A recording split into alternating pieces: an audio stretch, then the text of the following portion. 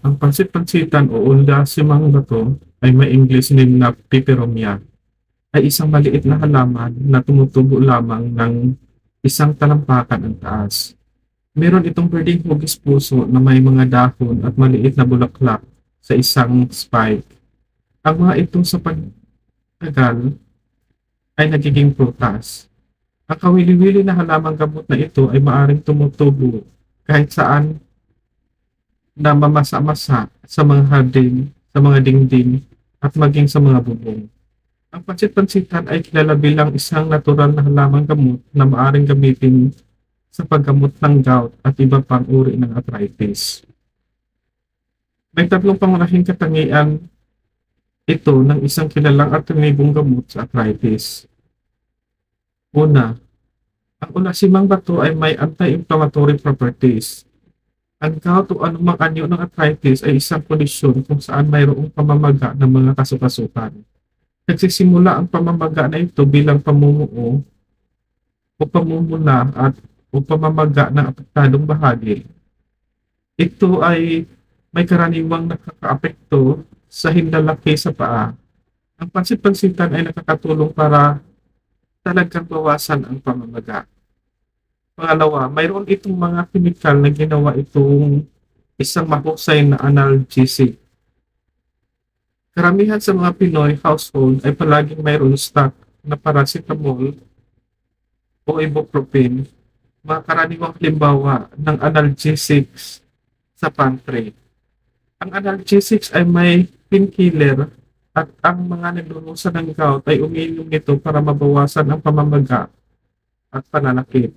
Ang pansit-pansitan ay mayroon ding natural na analgesic properties at maaaring gamitin para gamutin ang parehong mga sintomas. Pangatlo, ito ay may mga katangian ng anti-hyperuricemia. Kung ang ulasimang bato ay may isang kalamangan kaysa iba pang commercial na gamot sa arthritis, ito ay may katangiang anti-hyperuricemia. Ang gout ay nangyayari kapag may tumaas na level ng uric acid sa katawan. Ang uric acid ay karaniwang na ilalabas sa pamamagitan ng ihi. Karamihan ng mga gamot sa arthritis tulad ng allopurinol ay nagpababa rin ang level ng mga uric acid sa katawan.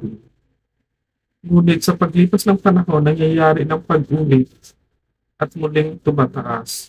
Sa ilang mga pag-aaral, natuklasan ng mga manaliksik na sa paggamit ng halamang gamot, walang pag-ulit ng hyperuricemia sa mga sumali. Meron nitong antibacterial properties. Dahil sa methanol content nito, ang pansit-pansitan ay maaaring gamitin upang gamutin ang isang partikular na kondisyon ng balat tulad ng mga pimples. Gaano kaligtas ang ulasimang bato o pansit-pansitan? Mahalagang paalala, tulad ng iba, pang mga herbal na gamot, higit pang panaliksik ang kailangan sa ulasimang bato para matiyak ang kaligtasan nito kapag uminom ng mga buntis o nagpaluso. Dahil ang halaman ay nakakain, ito ay medyo ligtas hanggat kinuha ng mga inirekomendang dosage sa normal na mga kondisyon. Pagdating sa paghahanda ng halamang gamot na ito, maaaring kainin ng hilaw parang tsaa o bilang isang pangtapal. Bago matutunan ang tungkol sa paghahanda ng halamang gamot na ito, kailangan mong alalahanin ang mga sumusunod. Nakakain ang dahon at tangkay nito. Maaari mo itong kainin ng hilaw na isang salad kung gusto mo. Kung ipapahid mo bilang pest, huwag kalimutang gawin ang mabilisang patch test o gumamit ng kaunti sa balat para masuri kung ikaw ay sensitibo o allergic dito. Ang paghahanda ay ginawa para makatulong, ngunit hindi dapat unahin kaysa payo ng iyong doktor. Una, idagdag ang herb na ito sa salad. Kunin ang tangkay at ang mga dahon nito, hugasan na mabuti, kainin ng sariwa bilang salad na may iba pang mga sangkap. Pangalawa, inumin ito bilang tsaa.